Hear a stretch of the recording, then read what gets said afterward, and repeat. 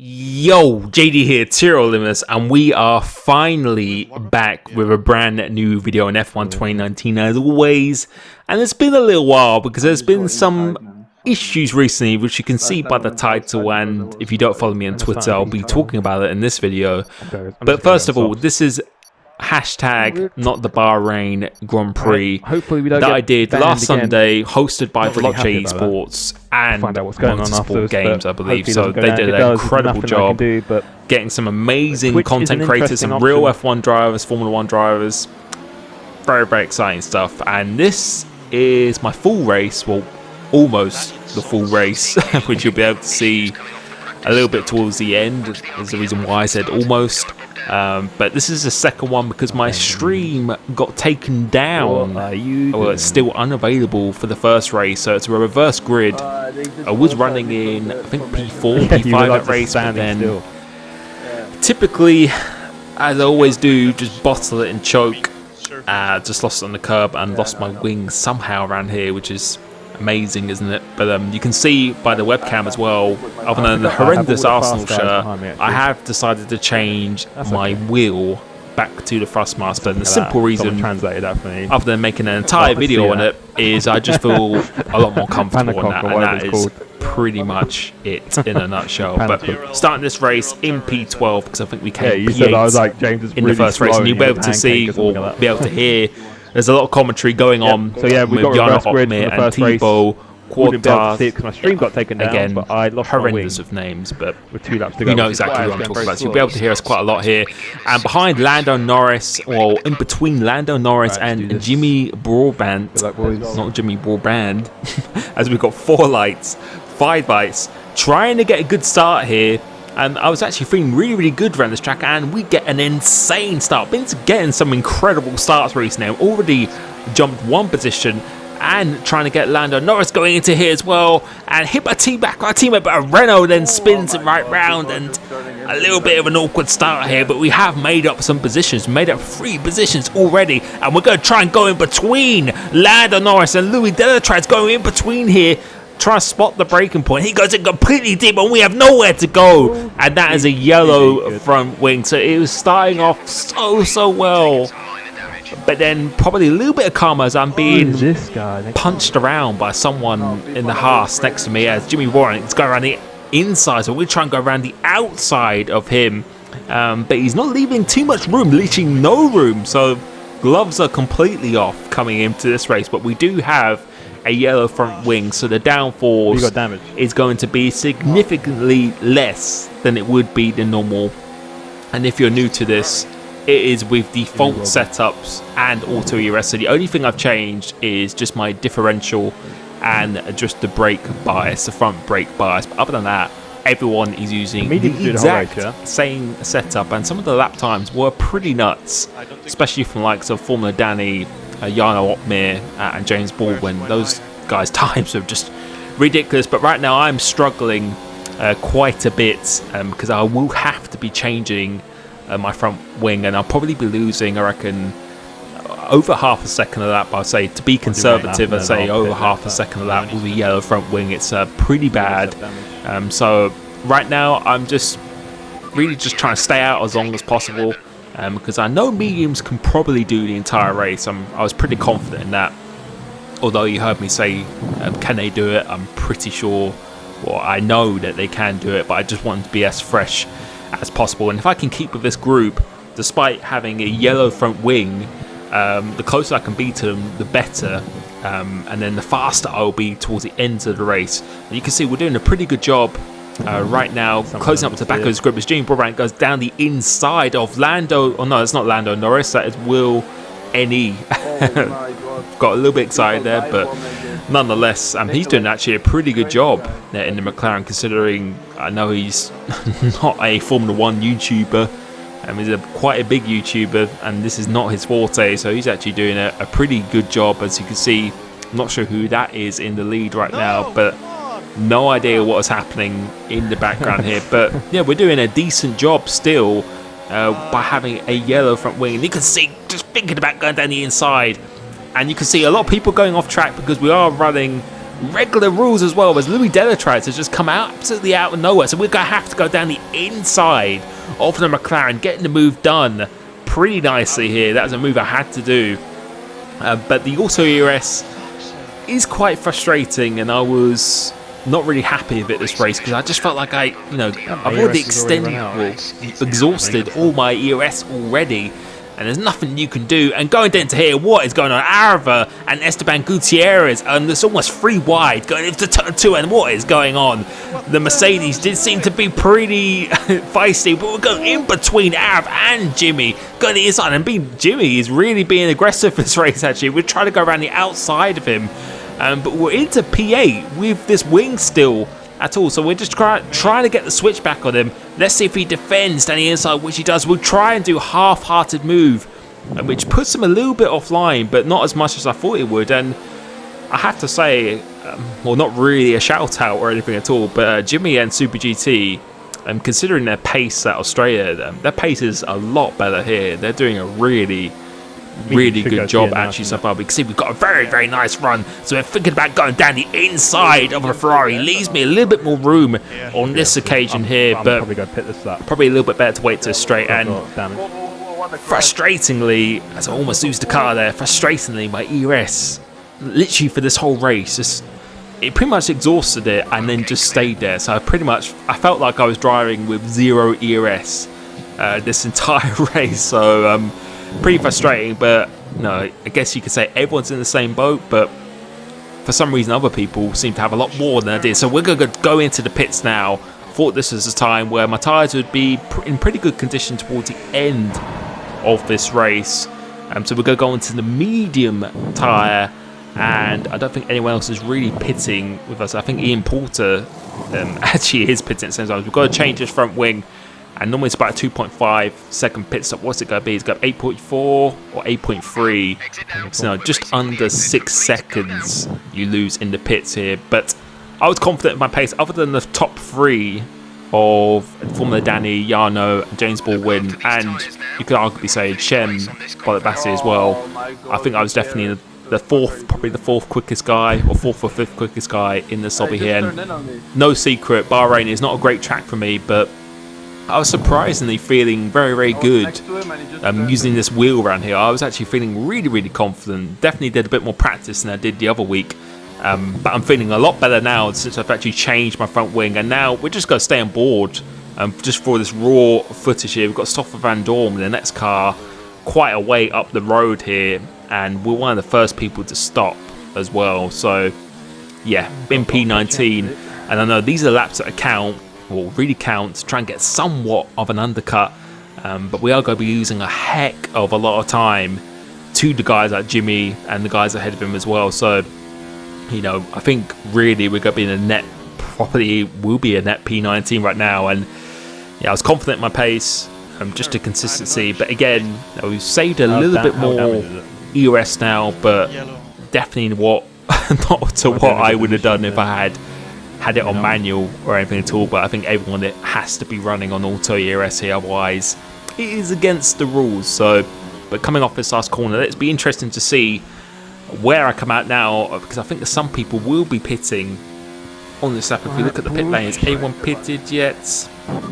Doesn't look like anyone has actually pitted yet, so we're just going to continue and let's see how quickly that gap comes down to Stoffel Van Dorn. I can't quite see the gap on the screen I see here, but yeah, I was feeling pretty good consistency wise, and I can already tell by just being on this wheel again that I'm definitely a lot more committed and confident in my driving, and especially around a track like this where I really did struggle before. And looking at this now, I don't think even Stoffel is even driving. No, I don't think he is driving. I think he's actually disconnected from the session. So no, I didn't think he'd be that slow, because he isn't. He's actually got quite good pace. Considering he doesn't play the F1 2019 game, for what I know anyway. But we've got James Baldwin up ahead of me, who is, I don't know, I'm pretty sure he has pitted already. So I think he's trying to go on softs to the end of this race now. But yeah, we just focus on just trying to limit the damage as much as possible, because we're definitely going to have to overtake quite a few cars towards the end of this race. So I was getting quite excited for that. Going a little bit quicker now being on these tyres, and of course after actually changing the front wing as well. But my teammate has gone into the pits, who I did make a little bit of contact with going into turn 1, but I think he also got collected by the runner. But I probably admittedly didn't help the situation, and you can see now some people have pitted, and quite a few people have pitted. And let's see where we come out now. Nicholas Latifi is the car behind me, the Williams driver for, well, Williams obviously this year in Formula 1. And you can see Jimmy has extended the gap, but we did lose about 6 seconds through changing front wing. So I'd say we've actually gained quite a bit of time on him on the undercut. If we hadn't had that 6 seconds, we would have been a good couple of seconds or a few seconds up the road from him as well. So no, pretty promising. And you can see going green, and I'm feeling pretty good. And my ERS, I think you have to, well, I think a lot of it gets used if you're really close to a car. The game just automatically assumes you want to overtake them, so it puts you in a high ERS mode. But if you're by yourself, so like a race leader, like Formula Danny would probably be, then he's probably not actually using that much, and in a slightly better position where it's not always just limited and drained the whole time. I'd rather be in mode 2 or 3 the entire time than overtaken and it to all be exhausted. But my goal now is not that. My goal is to try and catch Mr. Jimmy Broadbent, and well, I think we're doing a pretty good job at that right now in P13. But I do believe there are still some cars pit as James Baldwin sets the quickest lap of a race. He is on the soft tyre as well. Let's see what we can do, if we can even get, I don't know how he's doing, into 29. The 30s, or like, I think that might have been a 29, which yeah, I couldn't believe they were actually doing. Yes, we do high 30, and some other people have come out now. Let's see who this is. It's Will NE, and it's Nico Hulkenberg, the Renault driver from last year, who I was in the F1 esports team for, and I had the pleasure of meeting him last year as well. He's getting into this now, and he is on fresher medium tyres, about a couple of that fresher medium tyres. So this has gotten a little bit more exciting now. We are in P11 as well, but first of all, we have to negotiate the Williams of this here, and he's going a little bit deep, but we're going to have a very, very nice switchback. Let's see if he defends it, and he doesn't really defend it. We're making a little bit of contact with him, try and go for the switchback once again, but then we have to look out for the McLaren behind me with Latifi, actually not too far behind him, going pretty deep into here, but we've got the DRS zone. And let's see if we get a, well, we didn't get a very good exit this time, but he has DRS on Jimmy ahead of me here. So you can see with my ERS now, that's been exhausted pretty quickly. As I said, when you're really close to a car behind, that's when it seemingly seems to get used the most here. And I was thinking about going down the inside here, but definitely not going to be close enough.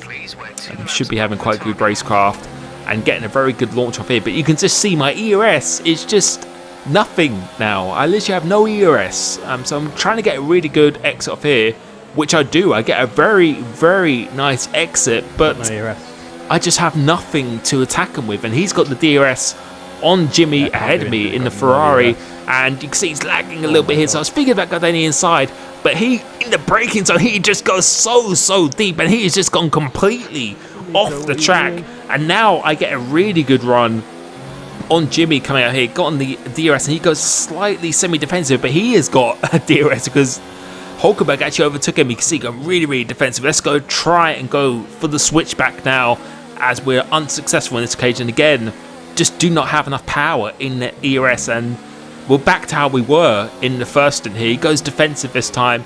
Let's see if I can get a really good exit, which we do get a very good exit. And I was thinking about maybe going down the inside here, but decided to think a little bit better of it. Let's see if I can get a good exit of this one, but I don't. Seems to be a pretty poor corner for me actually, but we are in P10, so we are in a points paying position at this point in the race. But no, I really wanted to get past him quickly because I could see Mr. Super GT, his teammate, up the road. And I have to say, as I said at the beginning of this video, they've made a really big improvement on their pace. It's actually pretty impressive. They're about 3 seconds off the pace, but now they're, I think they've halved that gap. They've done really well. But again, have no ERS to play with, so we're going to have to rely pretty much solely on the rich fuel mix and the DRS. And you can just see, I think he's pulling away from me in a straight line, but eventually it's kicked in now.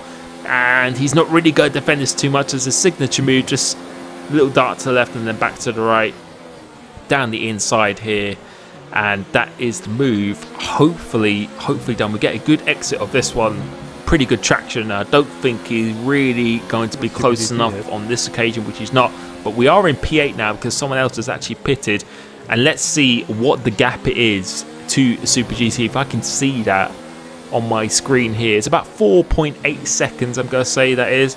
Let's see how quickly that actually closes down. We've got 5 laps of this race, or 4 and a bit laps of this race left to go now, and you can see, I think it's, I'm not sure who's in the lead. I think it's Chem actually in the lead of this race at the moment, and you can already see we're creating a bit of a gap to the cars behind. So I think this, as a recovery, since we lost 6 seconds, we should have been another 6 seconds up the road. I think we should have definitely been in, well, about P6 at this point in the race, start from P12, so not really a too bad of an effort, and the gap is coming down, but not that massively. So Super GT, his pace is actually really improved massively compared to this, but hopefully the Auto ERS is kind to me on this occasion, and I can actually use some efficiently since I'm not right behind anyone else now.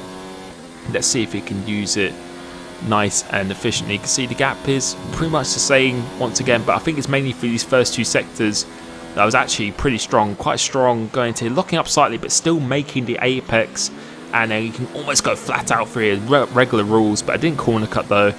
And I like to use all the track on the outskirts of here. A lot of people don't, but I actually really do use it. I find it gives me a much better exit.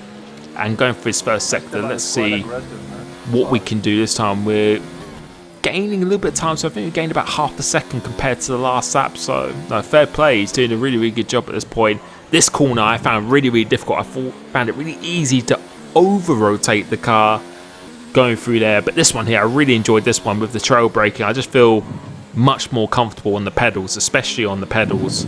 I think the wheelbase, the actual driving with the Fanatec in my hands was great, the force feedback, but it was just mainly just the inconsistency where it just seems to change force feedback throughout a race or every time I switch it on. That was my real kind of gripe with it at this point, but you can see now we're starting to close in a lot more to under 4 seconds now, and create quite a big gap behind already, over 2 seconds behind already at this point here. So coming into the last corner, enjoyed this one, using all the track as much as possible. 3rd gear, then up into 4th gear pretty quickly here. And the stream's gone down again. Yeah. What the fuck is going on, man? Don't know what was going on today, but my stream decided, well, YouTube decided my stream violated the community guidelines in some way, and I can confirm this wasn't just me who suffered of this. This was also Super GT. He suffered of this as well, but I actually got a strike, which has now been removed, yet I still have a warning where my appeal got rejected for that, and this is what appeared on the screen itself. And that is a massive shame, because at the end of this race, I actually did catch Super GT. I wasn't able to get past him on the last lap because I had 0 ERS, but you can see by his stream, I think at the end, you can see I actually caught him. But this, because of this happening on YouTube, it's been quite inconsistent recently, and it's quite scary of what can happen on YouTube. I will actually be moving to Twitch for my future live stream. So whenever I live stream something, a league race or these kind of events, it will be on my Twitch. And so many people have followed that already. I cannot express how much I appreciate that. All my highlights, all my normal videos will continue on YouTube as normal. So absolutely nothing will change. But just purely when I stream, so Fridays for my 8 PM league races on Fridays, and these events will all be done on Twitch, because you do not get these BS things happening without me this video being taken down once again. But that's what will be happening. So please follow me on there. Thank you so much. Entertaining to do this nonetheless. And I will catch you very soon. Peace.